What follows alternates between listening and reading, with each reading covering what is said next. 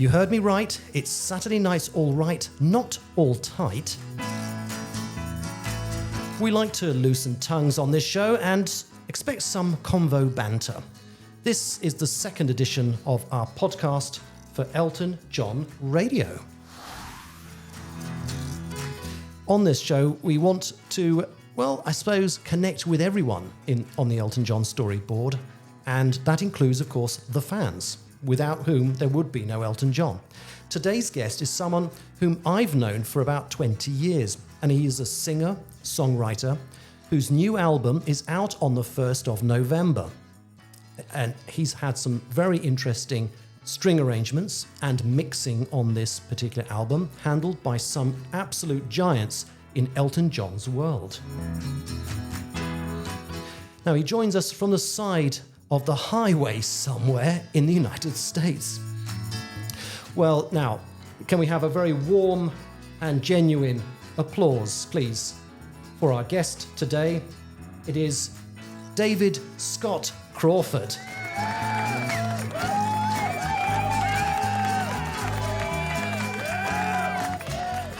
Okay, fantastic stuff. David, can you hear us? Yes, I'm having a great time. Fabulous. It's great to have you on the show, David. And it is about 20 years, isn't it, since we met? Do you remember how we met? Yes, I was looking at a bulletin board at the new studio suite in Reading that was dedicated to Gus Dudgeon at some of the pictures. And I think you and I were commenting on some of them. And then you asked me a few questions, I think, about a project I was working on at the time, my album Belle Epoque. And so we met in Reading. All those in years England. Ago. In England, yes, absolutely, yes. Absolutely. And who better than in the memory of the one and only Gus Dudgeon as well.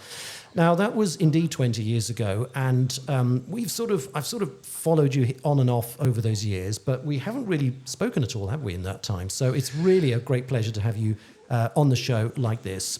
And I guess you've had a very eventful 20 years since we met. I have a 22-year-old son who was about two years old at the time. He's a wonderful young man. We still get along after all this time.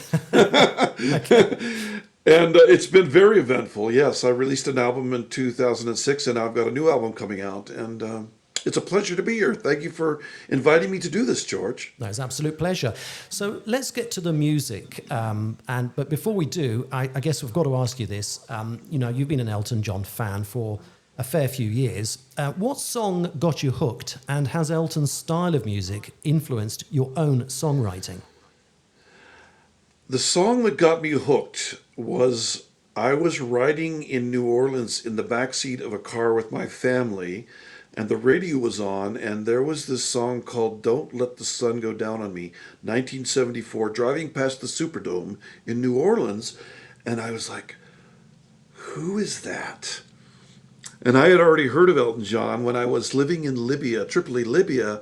Around age 9 or 10, there was a girl that did a cover of Saturday Night's All Right for Fighting on a piano with two other singers, which doesn't really cut it. Let's face it. You need Davy Johnson in there to make that one rock. But so I had heard of Elton, but the song that hooked me was Don't Let the Sun Go Down on Me. Shortly after that, we moved to England, and this very same girl was a boarder at our house while she was attending school. This was in Carshalton Beaches. We lived in Carshalton We'd love Beaches. to offer you the full interview. I know. You want more from Radio Elton John. You were listening on Red Shorts. The full episode is probably from season 1, 2, or 3. You can get it plus all episodes with a Platinum Experience subscription from rej.world. Since season 4, you can hear full episodes totally free on Silver Experience only at rej.world.